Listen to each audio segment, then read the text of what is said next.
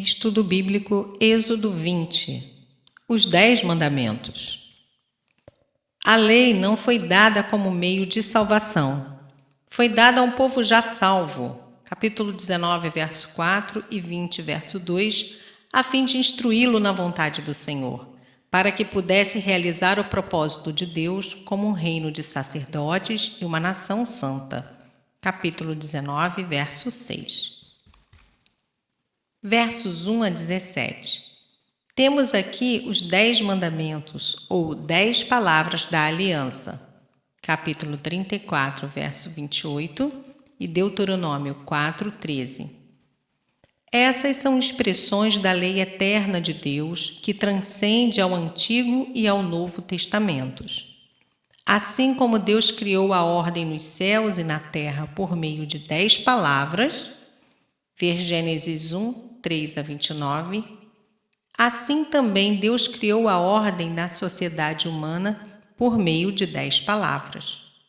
Com essa ênfase em Deus falando essas palavras, Deuteronômio 5, 12, 15, 16, 22, 32 e 33, todas as teorias sobre que Israel tenha emprestado padrões ou conceitos legais de outros povos vizinhos são inaceitáveis. Os 4 primeiros mandamentos descrevem como o povo deve relacionar-se com Deus, ao passo que os demais mandamentos mostram como o povo de Deus deve relacionar-se entre si. Deuteronômio 4:13. Ver os 3 propósitos da lei em Deuteronômio 13:10. Verso 1. Falou Deus todas essas palavras. Deus falou somente esses mandamentos diretamente ao povo. Versos 18, 20, capítulo 19, verso 9, Deuteronômio 4, versos 10 a 14, 5, versos 22 a 27, 9, verso 10, Neemias 9, verso 13. O que é aqui chamado de palavras, noutros lugares é chamado de mandamentos. Capítulo 34, verso 28, Deuteronômio 4, 13 e 10, verso 4. O vocábulo hebraico para palavra, dabar, era o termo para as estipulações nos tratados políticos da época. Verso 2. Antes de Deus dar os 10 mandamentos, Ele mostrou que a base para essa lei e o fundamento para as obrigações do povo era o fato de Ele, Jeová, ser o seu Senhor e Deus que o redimiu, tirando-o da escravidão do Egito. Capítulo 19, verso 4. Embora não da escravidão do pecado. Capítulos 32, 34. Verso 3. O primeiro mandamento é mais do que uma simples proclamação de monoteísmo.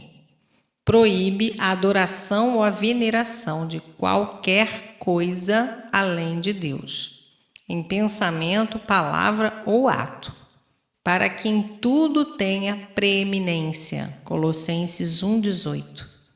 O Senhor é um Deus zeloso, que já reivindica Israel para si com exclusividade. Verso 5. Versos 4 a 6. O segundo mandamento proíbe a criação e o uso de imagens esculpidas como objeto de adoração. Mas, de maneira mais essencial, é um lembrete de que Deus é espírito, que não deve ser concebido à imagem do homem ou de qualquer outra criatura. Visito a iniquidade. Verso 5. Os resultados do pecado vê-se que afetam de 3 a 4 gerações, mas a misericórdia de Deus estende-se a milhares. Ele não diz que será fiel ou justo para com os guardadores de sua lei, mas misericordioso. Calvino. Aqueles que me amam, verso 6. A fonte e origem da verdadeira justiça está expressa, pois a eterna guarda da lei não teria valor se não fluísse delas. Calvino.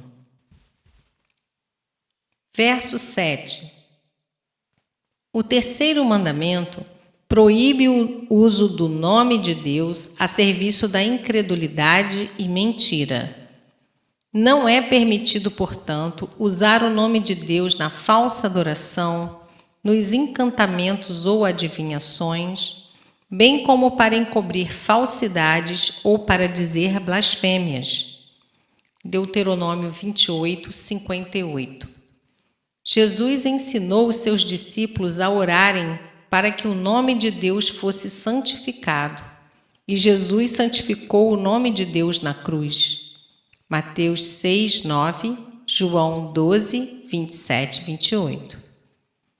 Aqui também se pode descobrir o poder moral para a injunção feita aos cristãos: que andeis como é digno da vocação com que fostes chamados.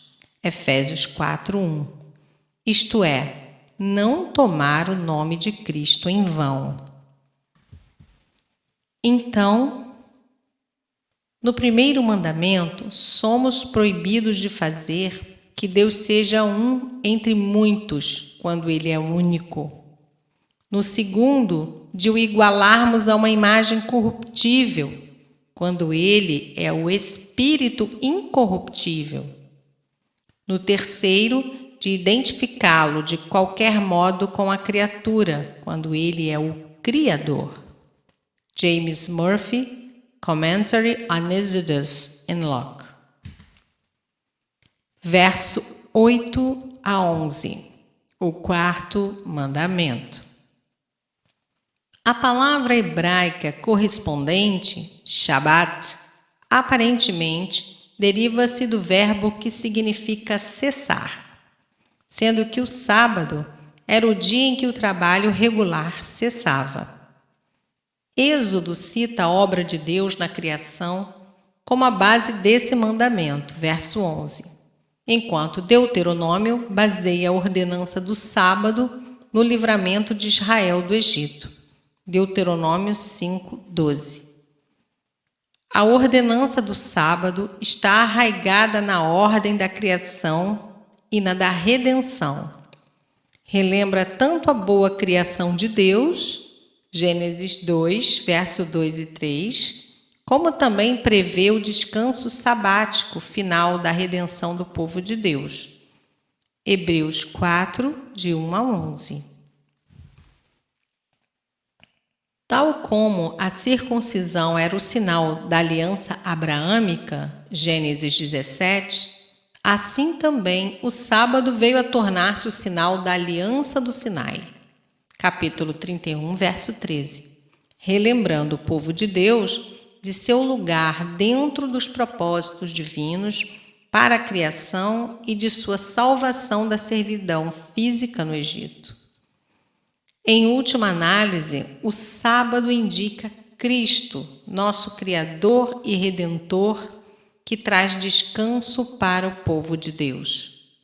Mateus 11, 28, Colossenses 2, 16 e 17.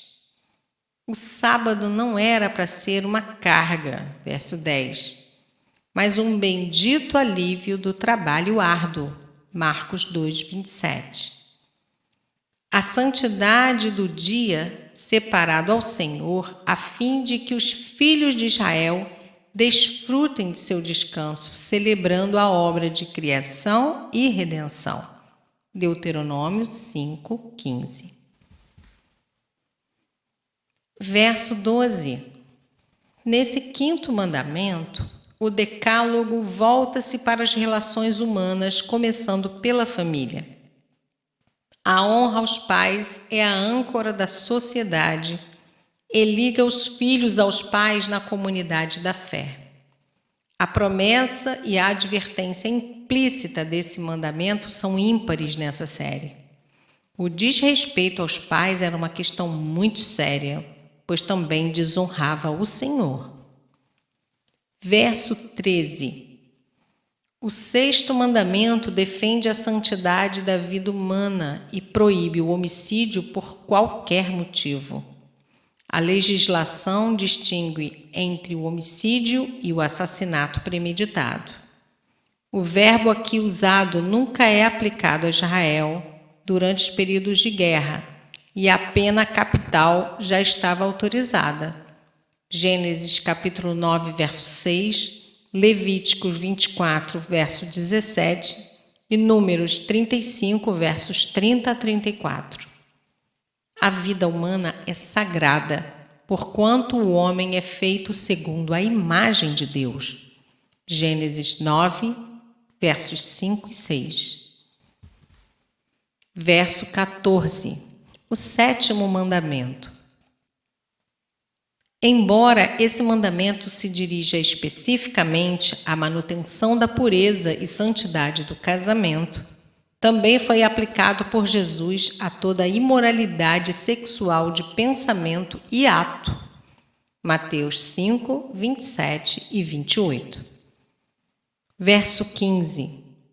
O oitavo mandamento diz que os direitos da propriedade privada devem ser respeitados.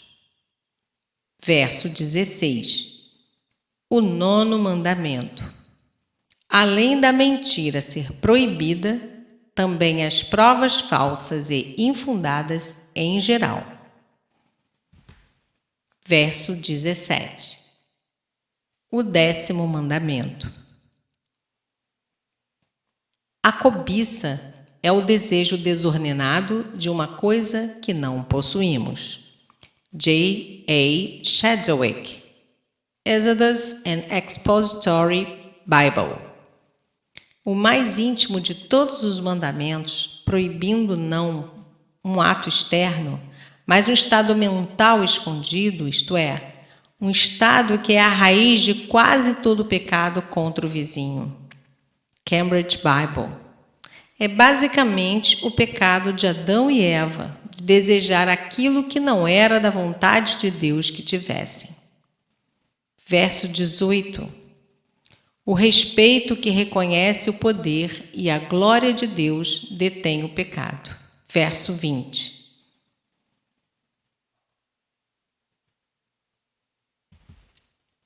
Verso 19. Fala-nos tu. Foi aqui reconhecida a autoridade de Moisés como mediador. O fato de Deus ter realmente falado distingue-o dos deuses falsos que nada podem dizer. Versos 22 e 23. Verso 20. Não pequeis. Até o temor que Deus impõe é um ato de misericórdia para ajudar o homem de pouca fé a aprender a viver em santidade. Este temor é o princípio da sabedoria. Salmo 111, verso 10. Verso 22. Dos céus. A voz de Deus intervém na situação humana, como interveio no caos para criar o universo. Salmo 33, 6. E por isso não há lógica em consultar as obras esculpidas pelo homem. Verso 24. Altar de terra. O altar é o lugar da adoração e do sacrifício. Mas tudo que sacrificar, até o sacrifício de louvor, que é o oferecer o nosso próprio eu em adoração, vem primeiro da graça de Deus. O sacrifício que nos proporciona a vida eterna foi realizado por Deus. João 3,16.